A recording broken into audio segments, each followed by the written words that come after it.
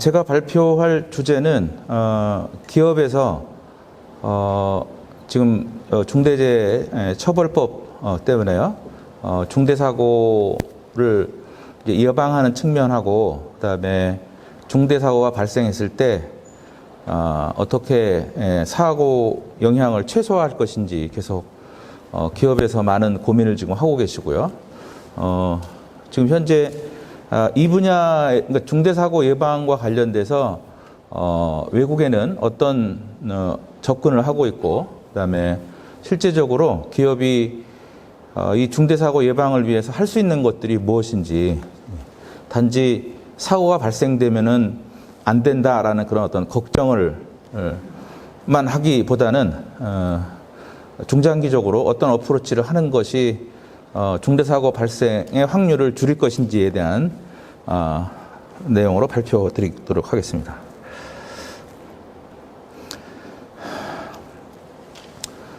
제가 저희 이제 대학원 제자들을 대부분 다 그 기업체에서 대부분 다 왔습니다. 그래서 매 학기 초에 제가 늘 과제를 내는 것 중에서 사업주도 사고 나는 것을 원하지 않고, 그다음에 근로자들도 사고 나는 것을 원하지 않는데 왜 사고가 발생되냐라는 것에 대해서 나름대로 견해를 제출하도록 하고 있습니다. 그것들을 전부 추려서 이렇게 정리해서 이제 소팅을 해봤습니다.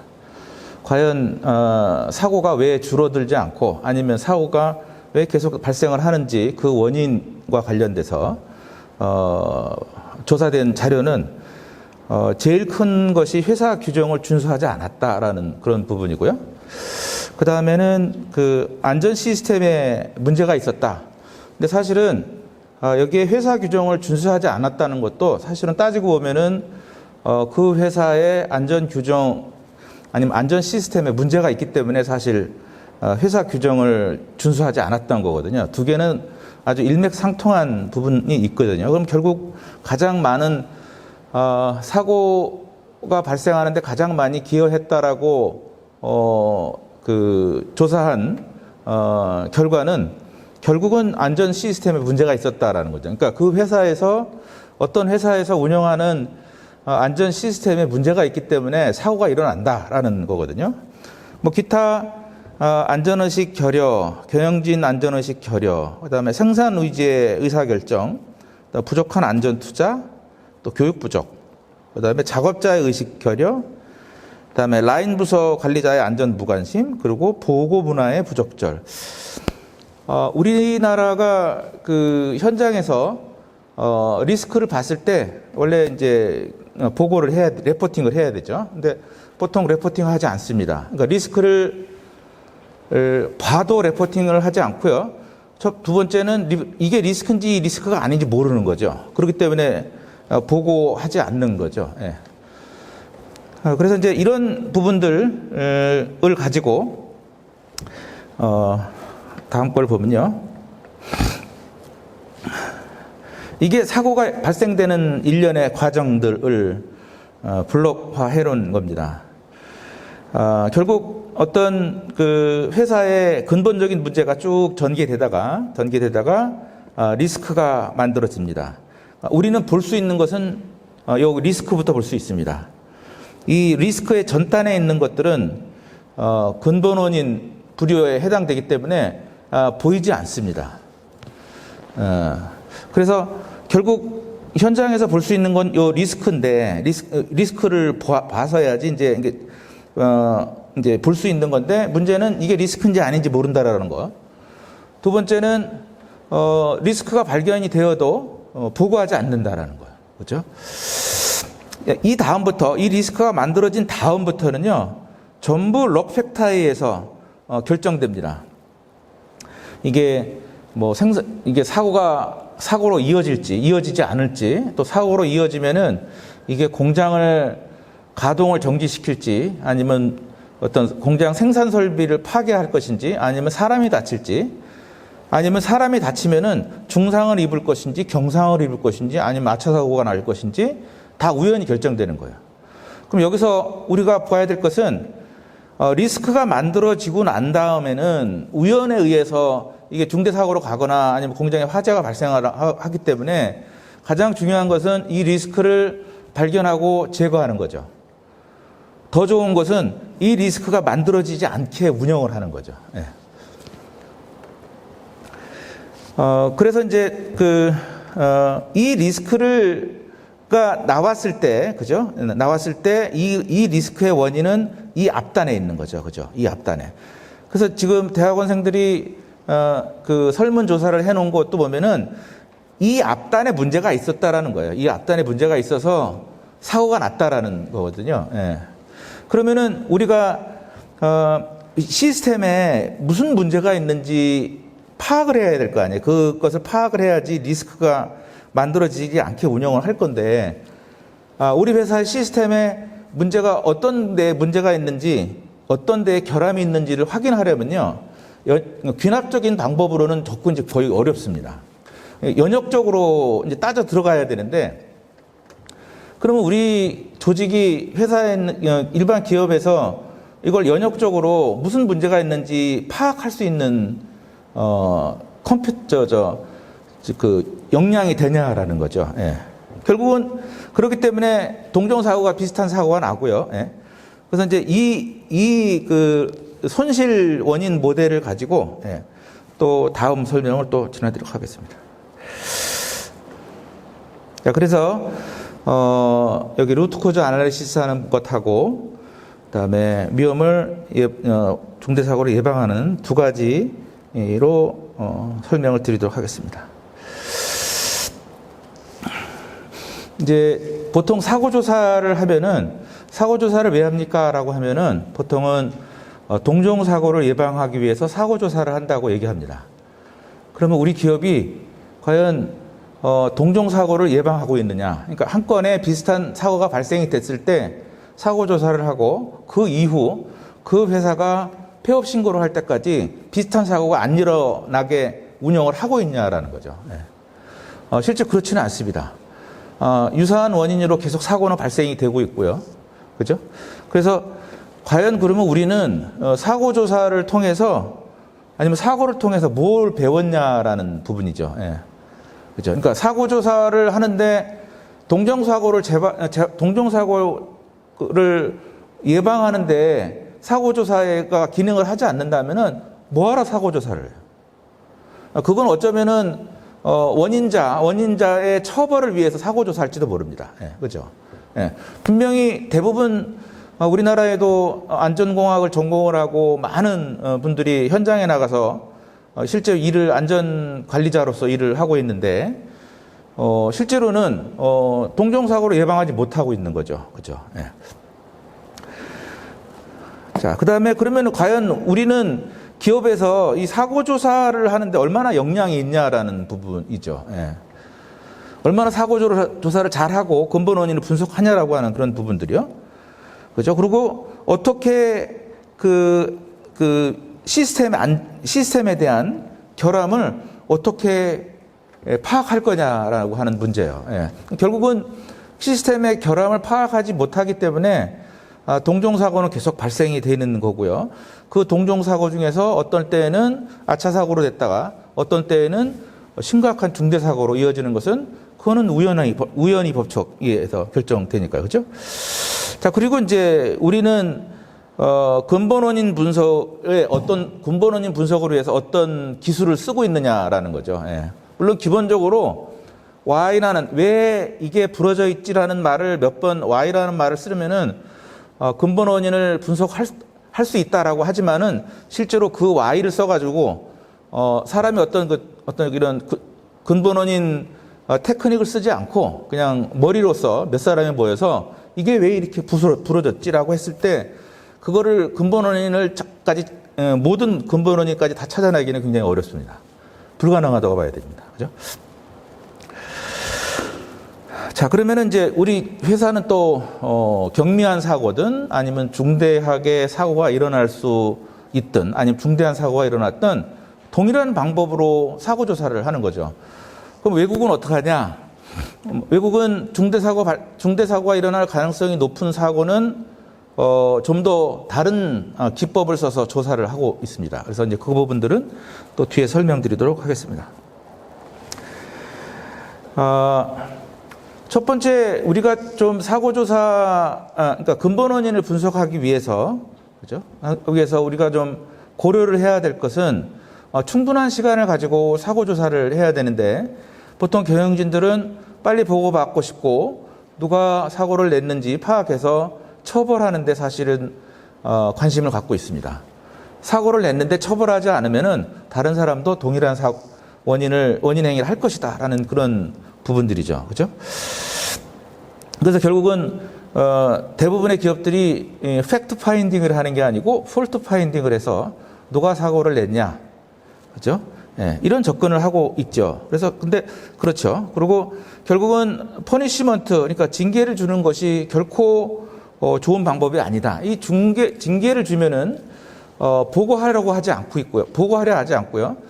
좀 은폐하려고 합니다. 예. 사소한 어떤 그 리스크도 보고하지 않으려고 하는 그런 문화가 형성이 되는 거고요. 그다음에 이제 사고 조사와 관련된 역량을 충분히 키워야 되겠다. 그리고 근본 원인 이 RCA 방법의 테크닉을 이용을 해야 되지. 그냥 어떤 레포팅에 의해서 그냥 몇 번 Y라는 질문을 해서 찾는 거 가지고 어떤 현상의 모든 근본 원인을 찾기에는 불가능하다. 그죠? 그리고 여기 사고 조사에서 이 그 하이 포텐셜 인시던트는 보통 외국에서는 다 요즘은 보호 타입으로 분석을 하고 있습니다. 아마 여러분들이 그 외국의 중대 사고 레포팅을 받아보시면은 아마 대부분 보호 타입으로 분석된 것을 확인하실 수가 있을 겁니다. 그래서 보호 타입을 써야 되는데 아직 우리나라는 보호 타입을 쓰는데 지금 초기 단계에 있고요. 근데 그 부분도 나중에 또 더 설명을 드리도록 하겠습니다. 이게 안전 전문가들이 제시하고 있는 근본 원인의 상세 내용들입니다. 분명히 무슨 사고든지 이 중에 몇 가지가 문제가 있기 때문에 발생을 하는데요.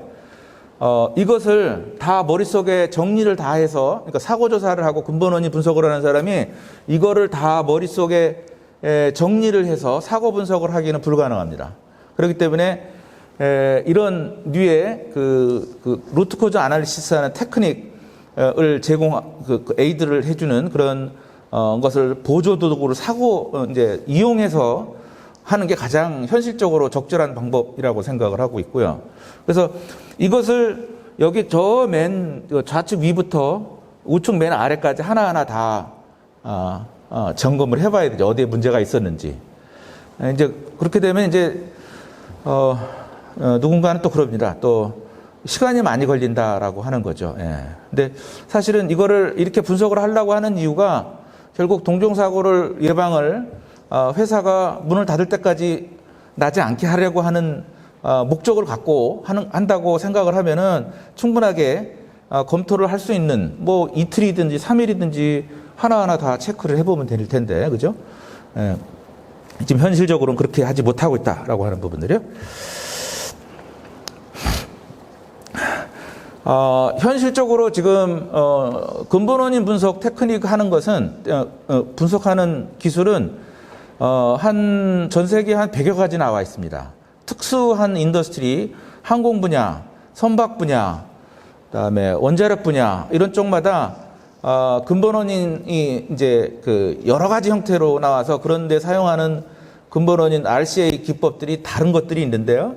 일반 인더스트리에서 사용할 수 있는 것들은 한 20여 가지 정도 RCA 기법들이 있습니다. 예. 그 중에 이제 하나 샘플이고요. 이런 것들을 이것도 이제 타입별로 이 RCA 도구를 제시하는 이 기법의 타입들도 이렇게 상세하게 전체 카테고리를 갖고 있는 반면에 어떤 테크닉은 이렇게 카테고리화해서, 그러니까 여기 상세한 내용이 있는 게 아니고요. 카테고리화해서 이제 점점 따라오게 만들어 있는 게 있는데 그거를 또 하려면은 이 안에 있는 내용들이 분야별로 다 어느 정도 정리가 된 사람들이 하고 있기 때문에 그 RCA 기법을 쓰기 전에 보통 퀄리피케이션을 받아서 쓰고 있는 그런 상태고요. 어떤 이런 도구들을 써서 근본 원인을 분석을 해서 비슷한 사고가 발생하지 않도록 하는 건데요. 중대재해처벌기업처벌법도 가장 문제가 될 수 있는 게 이전에 비슷한 사고를 다시 발생시켜서 또 큰 사고로 난 경우는 이제 그거는 굉장히 심각하죠. 어떻게 회사로서는 해명할 방법이 없죠. 지난번에 비슷한 사고가 났었는데 그죠? 또 사고가 발생한다고 하면은 자 그래서 제가 말씀드리는 이 RCA는 가급적 위에 우리 회사가 갖고 있는 시스템상 무엇이 문제가 있는지를 시스템상 결함을 연역적으로 타고 들어가서 하나하나씩 개선을 해서 이 리스크가 만들어진 확률을 줄이는 역할을 해줘야지 장기적으로 어떤 회사의 사고 또는 중대사고가 일어날 확률이 계속 줄어든다라고 이런 부분들이고요. 자, 두 번째는 우리가 우리 회사에 잠재해 있는 중대사고 케이스입니다. 예.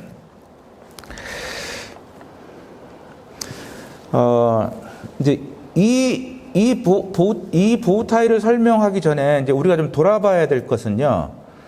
과연 이제 PSM에 의해서 위험성 평가를 했는데 과연 그 위험성 평가를 하는 사람들이 얼마만큼 역량이 있는 사람들이 위험성 평가를 했느냐 이거죠. 과연 우리 기업이 하고 있는 위험성 평가의 퀄리티가 얼마나 좋냐라는 겁니다. 예. 결국 위험성 평가가 퀄리티를 높여야지 우리가 잠재해 있는 리스크를 줄일 텐데요. 보통 위험성 평가하는 목적은요. 위험성 평가 보고서를 만드는 일을 하고 있습니다. 대부분의 많은 회사들이. 예.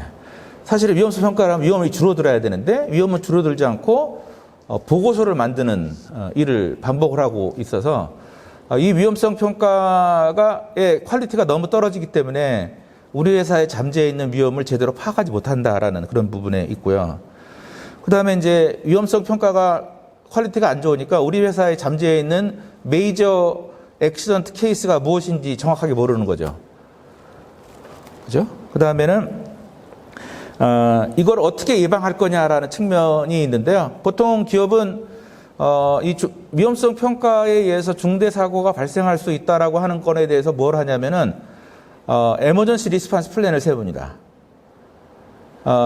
오히려 더 중요한 것은 이 사고를 예방하는 방법을 써야 되는데 사고가 일어나면 이렇게 조치하겠다라는 에머전시 리스폰스 플랜을 한다라는 거죠. 대부분의 많은 기업들이. 그러면 이 전단에 사고를 막는 것은 어떻게 할 거냐라고 하는 거에 대해서는 사실은 준비하고 있지 않습니다. 네. 그래서 이제 우리 보통 회사들이 이제 그 안전 대책들을 만들어 놓고 있습니다. 하드웨어든지 소프트웨어든지 대책을 하고 있는데 이게 과연 중대 사고 예방하는데 하기에 충분하냐라는 부분. 그 다음에 이 배리어를 잘 관리하고 있냐라고 하는 부분. 사실 이 마지막 부분 때문에 그러는데요. 보통 리스크 어세스먼트 프로세스를 보면요. 플래닝을 해서 위험성 어세스먼트를 하고 이게 안락존에 들어와 있는지 파악해서 컨트롤하고요. 또 얼마나 유용하게 잘 관리하는지 모니터링하고요. 리뷰해서 이 사이클을 들어갑니다. 근데 사실은 제대로 하려면은 여기서 안락존에 들어가는 거 말고요. 메이저 케이스에 대해서는 이쪽에서 탑 이벤트를 설정하고 스레트와 컨시퀀스 이쪽에 이제 보호타이 쪽 방법이죠. 예. 이거를 동시에 병렬로 해야 되는데 지금 현재로서 대한민국에 있는 많은 기업들은 이 우측에 펑션이 없습니다. 우측에 펑션이 없고 다만 중대 사고의 경우는 비상 대응 체제만 만들어 놓고 있는 거죠. 이제 이게 시대적으로 보더라도요, 지금 매니지먼트 시스템 도입하고, 그 다음에 PSM 도입하고, 뭐, 세이프티 컬처하고, 뭐, 비헤이버 매니지먼트 하고요. 그럼 그 뒤에 세계는, 이제, 발생 확률은 작지만 결코 발생해서는 안 되는 그런 중대 사고를 어떻게 예방할 거냐. 그러니까 비욘드 세이프티 컬처 에리어거든요. 그래서 이제 이런 그 안전의 과거하고 현재 이런 도표는 많이 보셨을 텐데 지금 이제 이 부분에 대한 걸 설명을 하려고 합니다. 이게 이제 우리 산업이 쭉 발전해 오는 과정에서 발생하는 여러 가지 사고들 이력입니다. 아까 이준원 교수님이 그 프렉스브로 사고에서 말씀하셨는데 저는 이 프렉스브로랑 똑같은 공장에서 7년 동안 근무한 적이 있습니다. 예. 여기 보면은 1988년도에요. 파이프 알파호에서 영국 국적의 석유 시추선이 그죠? 시추선이 세이프티 발브 그쪽에 문제가 생겨서 시추선이 그대로 다 사고 나서 그 당시 167명이 사망하게 됐죠. 그다음에 80년대에는 어떤 일이 있었냐면은 노르웨이 국적의 크릴랜드호가 이 서포트가 약해져서 침수하게 됩니다. 그래서 이제 바다 한가운데서 침수해서 123명이 죽은 일이 1980년대에 일어났고요. 그래서 유럽은 이 두 개의 사고로 충격에 휩싸이게 되었었고요. 유럽은 EU 차원에서 중대 사고를 어떻게 예방할 것이냐, 중대 사고를 예방하기 위해서 어떤 어프로치를 해야 되냐라고 하는 것을 EU 차원에서 프로젝트를 하게 됩니다. 그리고 결국은 EU는 보호타이를 하라고 권고를 합니다. 여러 가지 대책, 중대 사고를 예방하기 위해서 여러 가지 기법들이 프로포즈 됐는데요. 그 중에서 EU는 보호타이를 선택하게 됩니다. 그리고 이 보호타이를 하고 난 이후에 쉘이 전 세계에서 최초로 보호타이를 쓴 회사가 됐고요. 지금도 보호타이 쉘이 쓰고 있고요. 그 쉘에서 여기 뒤에 이제 쉘에서 임원이 뭐라고 그랬냐면요. 왜 보호타이를 쓰냐라고 하는 거에 대해서 이렇게 답변합니다. 전 세계에서 가동 중인 쉘사의 공장에서 발생 가능한 중대 사고를 영원히 통제하기 위해서 우리는 보호타이를 씁니다. 라고 경영진이 얘기하게 됩니다. 그러니까 보호타이를 쓰는 이유를 얘기를 하는 거죠. 그죠? 그래서 이게 이제 1979년도에 영국의 호주의 퀸슬랜드 대학에서 그 위험성 평가 교과서에서 이 보호타이가 잠깐 언급됐는데요. 그저 이전 기록은 없고요. 그래서 이 보호타이가 언제 어떻게 누가 의해서 만들어졌는지도 모르고요. 그래서 말씀드렸다시피 파이프 알파호에서 사고 나고 그리고 쉘이 쓰게 됐고요. 그죠? 이렇게 지금은 오일앤가스 분야 뭐 여러 가지 분야에서 이 보호타이를 중대 사고를 예방하기 위해서 쓰고 있습니다. 예. 우리나라는 아직입니다. 이 보호타이는 여기 보시면은 이게 뭐 스위스 치즈라고 해서 그죠? 이렇게 나왔잖아요. 위험성 평가는 요 치즈를 끼워 넣는 일을 합니다. 치즈를. 예. 여기에 안전 밸브가 없어. 그러면 여기 안전 밸브라는 스위스 치즈 하나 끼워 넣습니다. 그래갖고 5개를 만들어 놓습니다. 근데 우리가 뭐가 안 되냐면은 이게 디그라데이션 되는 것에 대한 대책이 없는 거예요. 그러니까 위험성 평가는 기본적인 어썸션이 안전장치는 고장나지 않는다라는 걸 가지고 개념을 가지고 위험성 평가를 하게 됩니다. 근데 이 보호타이는 고장날 수 있다라는 겁니다. 안전장치의 디그라데이션, 그러니까 여러 가지 대책에 디그라데이션 팩터가 만들어질 수 있다라는 거예요. 그러니까 그건 보호타이에서만 얘기하는 겁니다. 그러니까 다른 데서는 얘기하지 않아요. 해접도 그런 얘기하지 않고요. 결국은 많은 사고들이 이 배리어가 없어서 사고 나는 게 아니고요. 배리어에 디그라데이션 팩터가 발생이 돼서 사고 납니다. 예. 근데 우리는 디그라데이션 팩터를 고려하지 않고 있습니다. 예. 보호타이는 이 디그라데이션 팩터를 관리하는데 아주 결정적인 펑션을 제공합니다. 예. 그래서 유럽에서 이걸 쓰게 되는 겁니다. 그러니까 이게 중요한 게 아니고 여기 있는 하나의 치즈가 중요한 게 아니고 치즈에 이 홀이 발생하지 않게 어떻게 어프로치 할 거냐라고 하는 부분이 우리가 기존에 사용했던 안전관리 방법 아니면 위험성 평가 방법하고 틀린 것이죠. 그래서 이제 이 보호타이 에서 우리 회사에서 운영되고 있는 시스템에서 보호타이 하나씩 장착을 구체적으로 하게 되고요.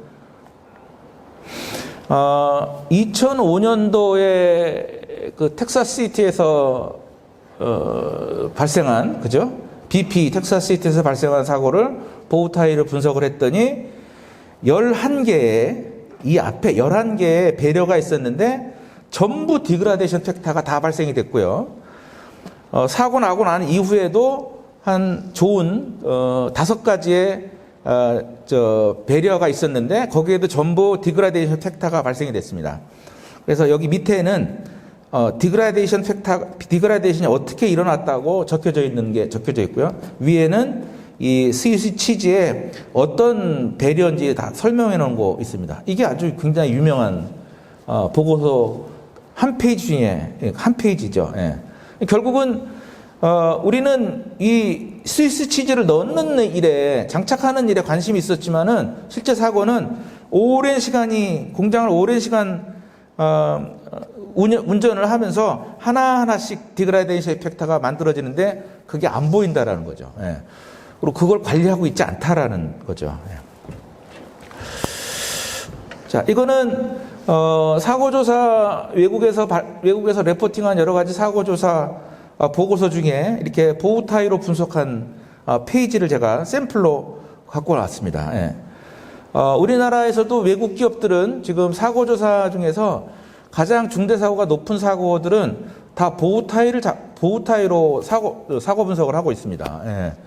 근데 지금 우리는 소위 말해서 안전공학과 대학원 석사과정, 박사과정에 있는 사람들한테도 보호 타일가 뭐냐 그러면은 그냥 단순히 그냥 위험성 평가 기법이라고 하고 한 번도 써보지 못했다고 하고, 그래서 저는 이제 수업 때 이거 이제 소프트웨어를 나눠주고 실습도 시키고 있는데요. 중대 사고를 예방하기 위해서 가장 중요한, 그죠? 중국에서도 이거 굉장히 많이 쓰고 있고요. 근데 우리나라만 쓰고 있지 않습니다. 다행히 우리나라가 작년부터 2군데 회사에서 지금 보호 타일을 쓰기 시작했습니다. 그래서 이제 아마 이제 점차 많은 인더스트리로 확장할 것 같은데요. 이건 이제 일부 페이지를 보여준 거고요. 예, 이게 보호 타일 지금 이게 이 책자가 2017년에 나왔나요? 예. 이게 전 세계에서 보호 타일 책자 한 권 있는데요. 이게 가장 스탠다드입니다. 이 보호 타일을 하는 것으로 가장 스탠다드한 책자 한 권이고요. 그래서 우리가 이제 중대사고 예방하기 위한 여러 가지 생각들을 많이 하고 계신데, 첫 번째는 아까도 말씀드렸다시피 이 우리 회사에 잠재해 있는 이 리스크를 없애야 되는데요, 그죠? 기본적으로 종업원들은 리스크를 보고 보고하지 않고요. 이게 리스크인지 아닌지도 모르고 있고요. 그리고 리스크가 발견됐을 때 근본 원인을 찾아서 시스템상에 어떤 데에 결함이 있는 것인지 개선을 해줘야지 비슷한 사고가 안 일어나는데, 사실은 근본 원인 분석하는 기법을 쓰고 있지, RCA 기법을 쓰고 있지 않고요. 그리고 위험성 평가 기법에 의해서 어쨌든 위험하다라고 어떤 그 높은 사고, 심각한 사고를 유발할 수 있는 케이스가 만들어진다고 하더라도 이거를 예방할 생각은 하지 않고 발생하면은 이렇게 하겠다라는 에머전시 리스폰스 플랜만 만들어 놓고 있는 상황이라는 거죠. 예. 그래서 이런 기법들은 시중에서 충분히 어떤 검토를 해서 쓸 수 있는 기업이라서 상황이라서 기업들이 이런 어프로치에 관심을 갖는 것이 장기적으로 중대 사고를 예방하는 접근 방법이다라고 설명을 드리면서 제 발표는 마치도록 하겠습니다. 감사합니다. 다음으로 우리 임동호 대표님의 이제 고견을 좀 듣고자 합니다.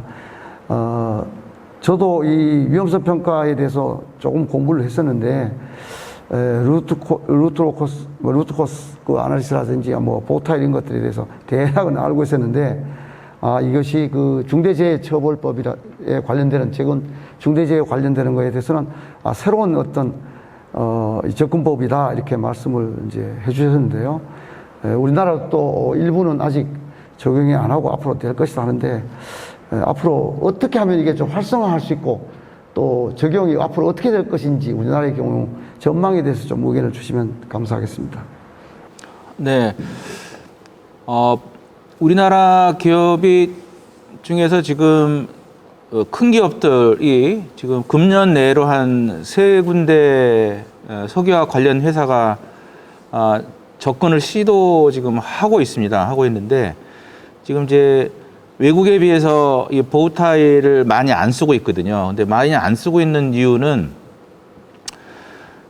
첫 번째 이제 이게 우리나라의 이쪽 보호 타일을 실제적으로 프랙티컬하게 기술을 트랜스퍼 할 수 있는 전문가가 컨설턴트가 거의 없습니다. 예.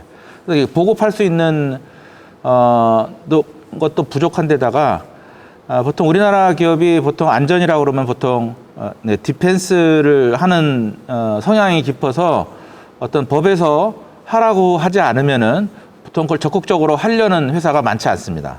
대부분 하려고 하면은 옆에 이거 쓰고 있는데 어디냐, 그다음에 이거 성공 스토리가 있냐라고 접근을 하기 때문에 뭐 써본 회사도 없고 이거 성공 스토리가 있는 것도 아니고 그러다 보니까 이제 안 쓰고 있었죠. 근데 이제 대부분 이제 우리나라 이제 안전하시는 분도 외국에서 여러 가지 좋은 세미나도 듣고 이렇게 미국에서 쓰고 있다는 거 어떻게 알고 있고 그래서 알다 보니까 이제 한두 개 회사씩 이제 늘어나고 있고요.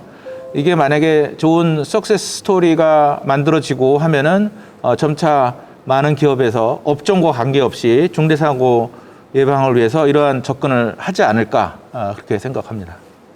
네, 말씀 감사합니다. 발표에서도 말씀이 있었는데 이 위험성 평가라는 자체가 평가하신 분들이 그 역량도 있어야 되고 또 우리가 사고에 대해서 알고 있어야 된다고 그러는데 그러니까 지금 컨설팅 업체나 이런 분들의 그것도 있겠지만 또 사업장도 스스로 노력도 해야 되겠 것이고 혹시 그 유럽과 같이 뭐 이 중대재해의 경우는 이걸 써라 이렇게 그렇게까지는 하기는 좀 어려움이 있겠죠. 어떻게 생각하십니까? 유럽의 PSM을 대체해서 이 보호 타일을 쓰고 있는 국가도 있고요. 그다음에 대부분 유럽에서는 이 보호 타일로 관리를 해라라고 직접적으로 정부에서 그 코멘트 자체가 그런 걸 포함해서 코멘트가 나오는 것도 굉장히 다반사여서 보호 타일을 쓰는 거에 대해서는 그냥 일반화되어 있는 그런 상황입니다.